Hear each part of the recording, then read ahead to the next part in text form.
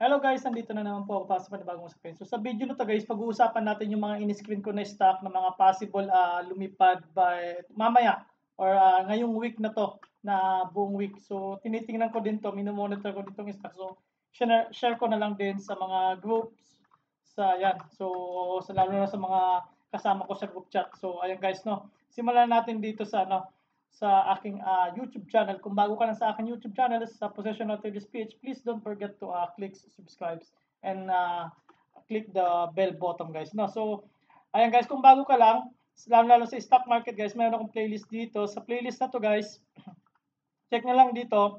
So, meron ako ditong buy signal lesson. Ayan guys, buy signal lesson sa uptrend, sideways, downtrend. Dinidiscuss ko dyan yung entry point, exit point, cut loss level, risk management. So, check nyo lang dito. Check nyo lang yan guys at saka itong ibang lesson. So, nandyan yan sa description below guys. Check nyo lang din. So, just in case, isama nyo na rin itong gain 10% gain monthly roll at saka itong stock my earnings or loss in stock market. So di-discuss ko din diyan guys yung yung mga strategy or paano ko ini-execute yung trade ko. So ayan guys, so pwede kayo mag-message dito katanungan regarding sa stock. So magpa-insight pwede kayo diyan. So mag-post kayo diyan regarding stock, pwede po. So yung Facebook personal ko, nandiyan din sa description below. Check nyo lang guys, pati itong page na to. At saka huwag nyo kalimutan guys, nagpo-post din ako dito guys, paminsan-minsan. So open tayo dito guys, ayan mga post ko din yan guys. So may mga nag-iba din nagpo-post yan regarding stock, ayan guys no. So nagpo-post din ako dyan regarding sa request kung nagpapa-request kayo ng mga stock na pwedeng analyze no. So ayan, simulan natin dito kay PX guys. So ito si PX guys, bakit ko sinama to? Dahil nga unang-una yung net foreign, lagi may pumapasok na net foreign diyan. So kapag MACD pag-uusapan guys, ayan. So wala pang sign of reversal. So ngayon, ang RSI nito maganda 68. So nag-high din siya ng mga 83 tsaka 81. So pwede pa tong laruin si PX. Ayan. So ang PX buy near 5.55. So kapag nag-close below 5.5, 5.3. Ayan guys, no. So yan yung mga level na dapat kang sumasalo ngayon. Just in case, worst scenario, mag-retest ng 5 pesos, yan ang magandang makuha mo. Ngayon, ang target lang muna natin yung 6.51 o 6.5. So, just in case, meron ka pa rin na earnings na around 14.9 percent, no? 14.19% just in case bumili ka. So, maganda na to si PX. So, kaya sinama ko na rin siya. Kasi nakita ko dun sa screening ko na may momentum na to. Next natin si APX. So halos mga in-screen ko lang na isa kapag uusapan natin ito guys. So huwag niyong kalimutan yung thumbs up natin guys. Tsaka share na rin natin sa mga Facebook natin. No? So ayun guys, yung APX, 61 yung RSI. So maganda. So ayan din. So anytime madali lang naman mag-sign of reversal itong lagging indicator natin na MACD. So ayan, net foreign, lagi may pumapasok dito kay EPX. So ang gusto ko dito guys kay EPX, just in case makakuha ka sa 1.8, kunin mo, dito ka bumili sa 1.8. Pero kapag nabasag itong 1.8, ang mga abang mo, possible mo, 1.75 at saka itong breakout na to na 1.67. So, ayan. So, maganda itong EPX na to. Just in case position lang. So, ayan, target natin yan, mga 2.2. Ayan. So, buy signal tayo near 1.8. Next natin, si 80. Ayan, 80.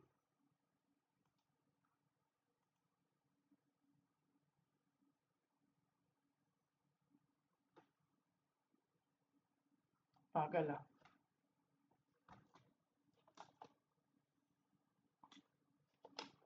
Si 80 guys, may foreign na pumasok na 87,000. Laging indicator na MACD, buy signal.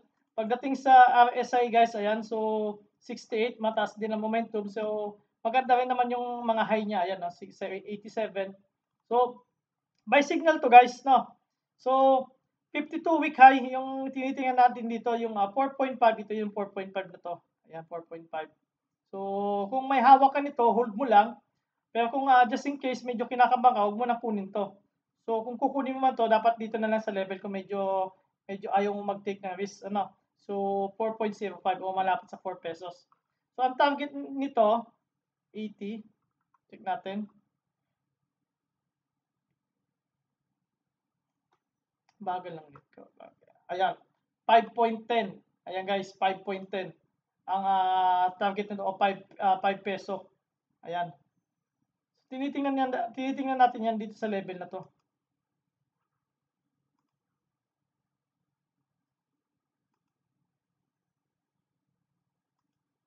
Ayaw.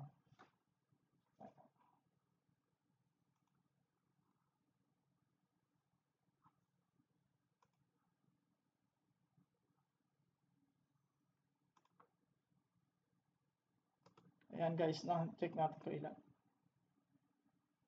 So 15.59% yun ang mga target. Malapit dyan o malapit sa 5 pesos ang bentahan.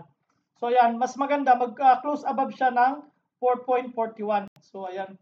So 80 mining. So baka mahilig kayo sa mining. Tignan natin yung news dito kung meron. Ayan, so tech.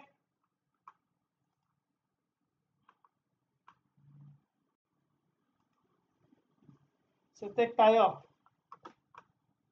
Bakit ang ilang net? Ang galing mo yung iba.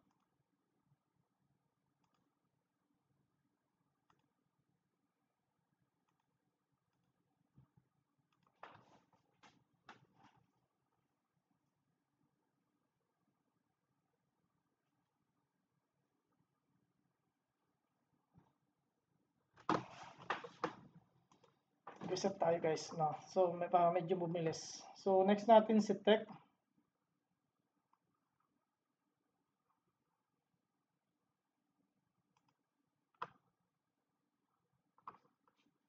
Ayan naman.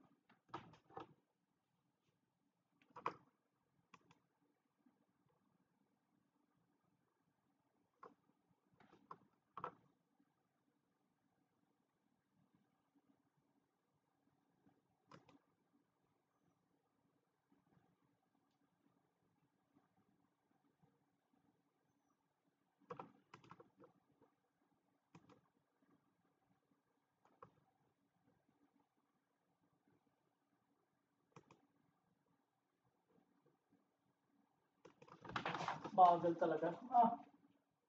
Ganun.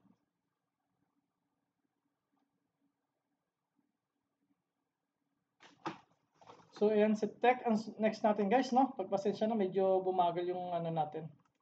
Ayan. So, alis na dapat nakausad-usad na. So,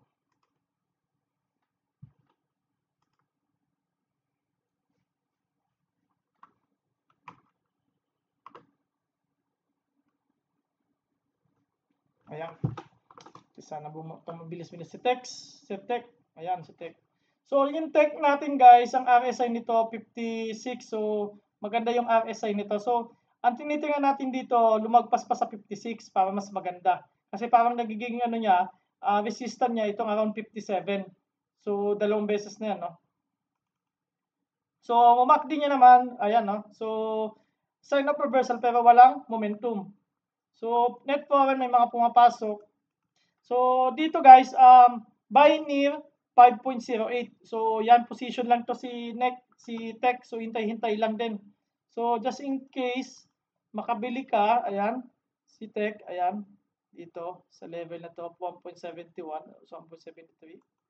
So, possible, 9%. Tapos, yung down, just in case, nasa gitna ka halos eh. So, 10%. So, halos 1:1 guys, no? Pero ang target natin dito kay tech, just in case dito muna sa 720. Ayan. Kapag okay, di tuloy ang hold. Kapag wala, so sell na. So, ganyan level. Pero kung makakabigay dito malapit sa 5.08, diyan ka na lang bumili. So, buy in support si tech. Next natin si TOGS.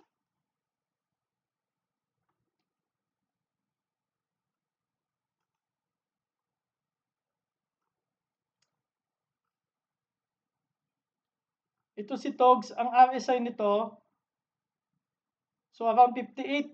Ang MACD nito, ayan, so nag-reverse siya, pero laging naman yan guys, no? So MACD yan, ayan. So, yung net foreign nito may pumasok na net foreign na 817,000 at saka 285.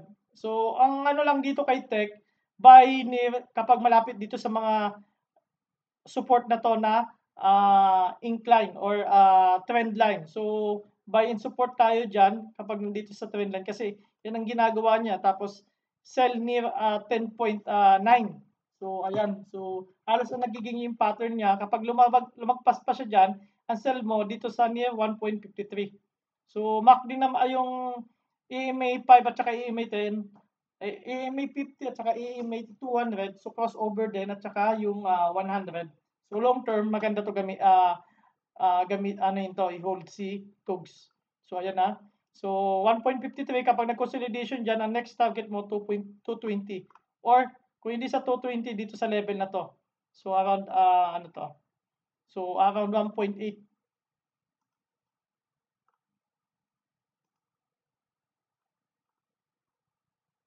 So, dito pala kay TUGS, kapag nabasag tong 1.3, abang ka na lang dito sa 1.8 para sigurado. Kapag nabasag yung 1.3 na yan. Pag nag-close below 1.3. Next natin si Eagle.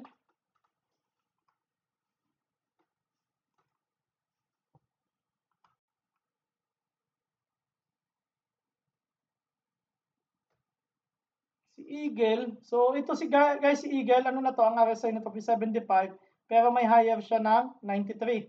So MACD nito guys, sign of reversal na yan. So sign of reversal ng MACD nito. So wala mga foreign na pumasok. So ang gusto ko sa kanya yung mga volume na to guys, at saka isa pa. So kung makikita nyo guys, ito simula nung January ito to 2020, linagpasan niya na. So kumbaga nakabalik na siya yung before pandemic, nakabalik na siya kasi January, tingin mo, lumagpas pa siya. So, ang next target nito is 16 pesos. Kung mag-consume siya above 15 pesos, mas maganda. No? So, ayan, kung just in case gusto mo umawak nito kaya, no? Kaya, mayroon pang 5% natitira to. So, medyo ano talaga to guys, long term kasi talaga to si Eagle. So, mabagal din ang galawan dito. So, ayan. So, iniintay natin kapag nabasag ito nga 16.44, all-time high na naman. So, yun ang kasunod-sunod na inaabangan dito kay Eagle. So, buy near 1.15 pesos yan. Next natin, ALLHC. Ayan.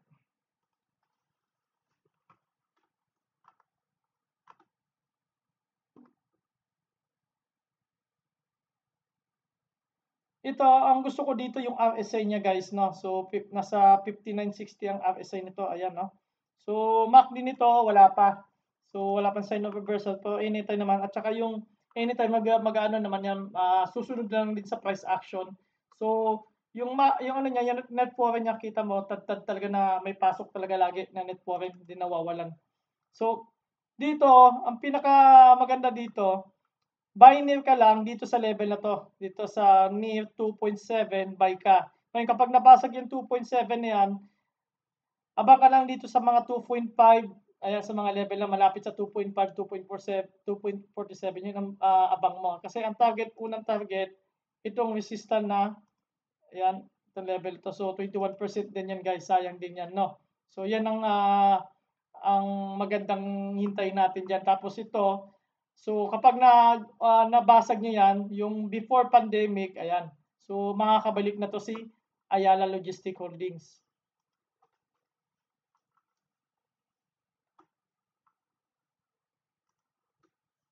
Next natin si IDC.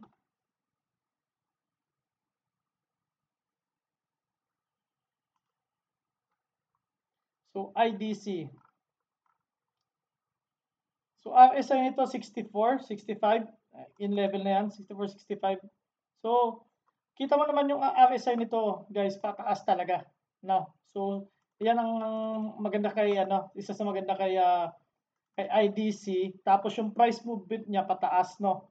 So MACD niya, check natin, laging naman to. So pataas din. So foreign may pumasok na 46,000. Ang maganda dito kay IDC, ang target mo dito muna initial ito. So 19% din 'yan. Ngayon, ang key level dito Mas malapit dito sa 2.67, yun ang buy signal mo. Mas malapit dyan, mas maganda. Kasi sinusupport din siya ng EMA 21 natin. So, dyan lang ang mga buy mo. Just in case nagdidip ng ganyan, dyan ang mas pinakamagandang kuha mo kay IDC. So, huwag kang kukuha masyadong dito sa taas kasi malapit na. Pero kung kumuha ka dyan, ang cut loss mo dito sa level na to na 2.67 kapag nag-close dyan. Kasi ang abang mo niyan 2.35 na eh. So FNI.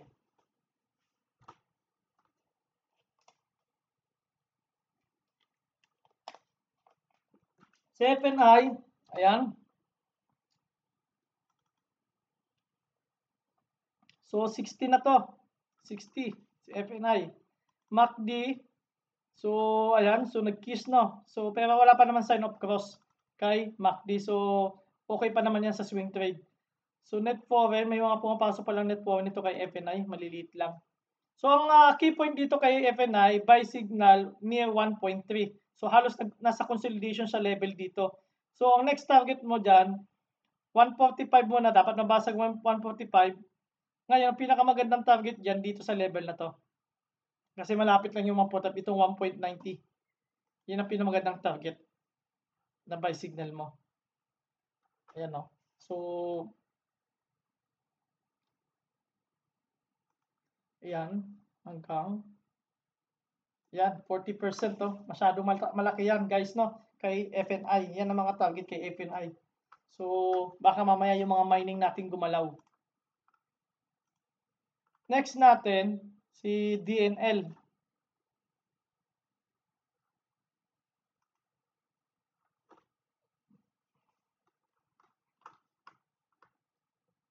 So, si DNL, nasa overbought level to. Ayan. Pero may history naman din siya na mataas, no? So, medyo manage mo lang din yung risk mo dito kay DNL, no? So, may higher din siya na around 76. Ayan. So, check natin yung ano nito, yung MACD nito bullish. So, net foreign may mga pumasok ito. Mayroong 6.4 tsaka yung 902,000. DNL, ang pinaka-target natin dito muna ito. So, kailangan mag-close siya above dito. So, kayang-kaya pa naman yon. Mag-close above dito at mag-consolidation dyan, hold mo. So, ang next target dito sa level na to. So, around 9 pesos. Ayan. So, hanggat malapit, so ang risk mo lang naman, kapag nag-buy ka dyan, dito, dapat mag-conso yan dito. So, 6% yan down. So, just in case gusto mo, mag-buy ka lang dito, mga 10% lang buying power mo, just in case, para kapag 6.15 retest, so add ka na lang ulit ng another 10%. So, mas malapit sa 6.15 na bili mo, mas maganda. So, kapag nag-close below 6.15, sell na. Next natin, si Cebu. So, ito si Cebu, long term natin tinitingnan at least minimum 1 year, maximum 2 years. Kay SEB, no? So, MACD nito, malapit na sign of reversal. Makikita mo, 1, 2, 3, 4, 5, 6 na yung button. So, long term natin tinitingnan to. So, buy near 35.87. Kasi ang target muna natin dito, kapag nabasag na to, so manipis lang yung resistant na yan, ito ang next target natin, yung 35.5%. Ayan, yung 34.5%. So, yun ang target. Kita mo naman, may volume, guys, no? So, maganda yung volume na to. So, kung just in case gusto mo magbabala ka, naghahanap na medyo matagal na tulog mo na yung pera mo, ito kay Cebu. Ayan. So, kita mo yung number of trades siya, maganda na kay SEB. Tumataas to yung number of trades niya. Oh. So, may get na 1,000. So, nakikita na rin to si Cebu. So, next natin si Green. Ayan. Green Holdings, may ano to guys, no?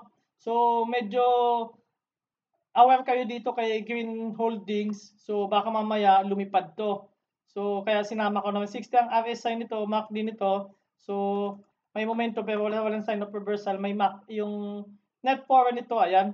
So, may mga bumibili din net foreign, ayan. So, 3 araw yan.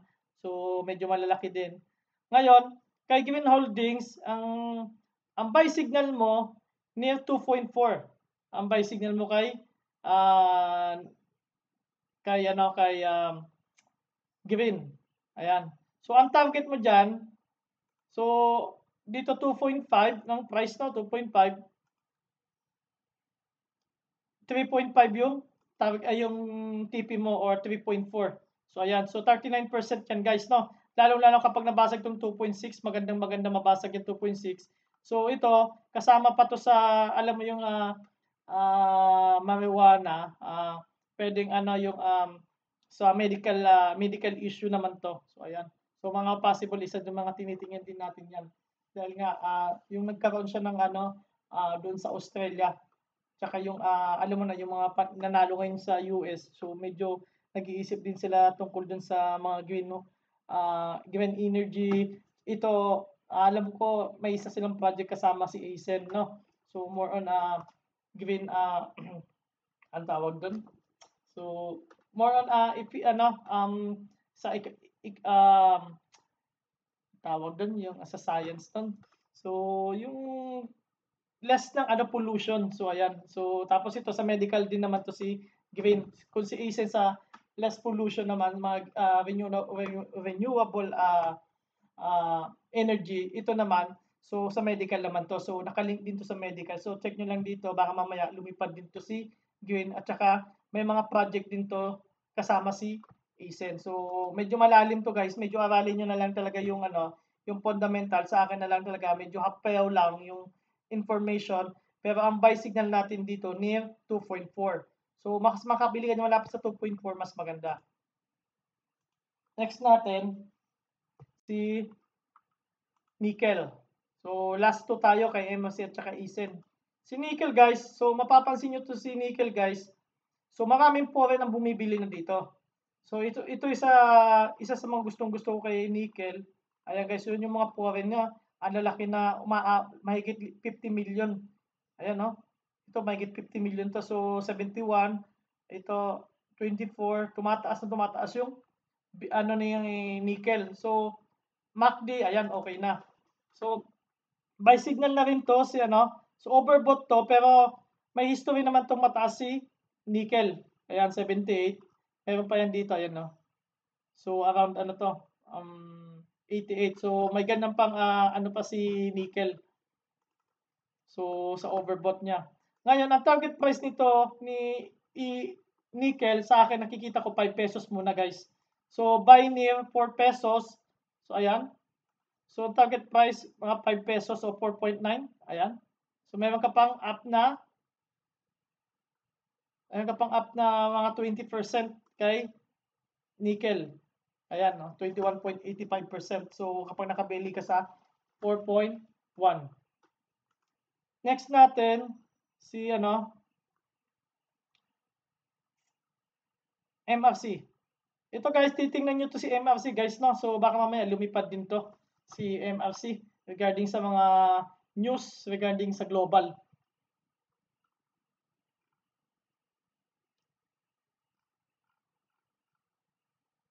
Bagal talaga ng net ko.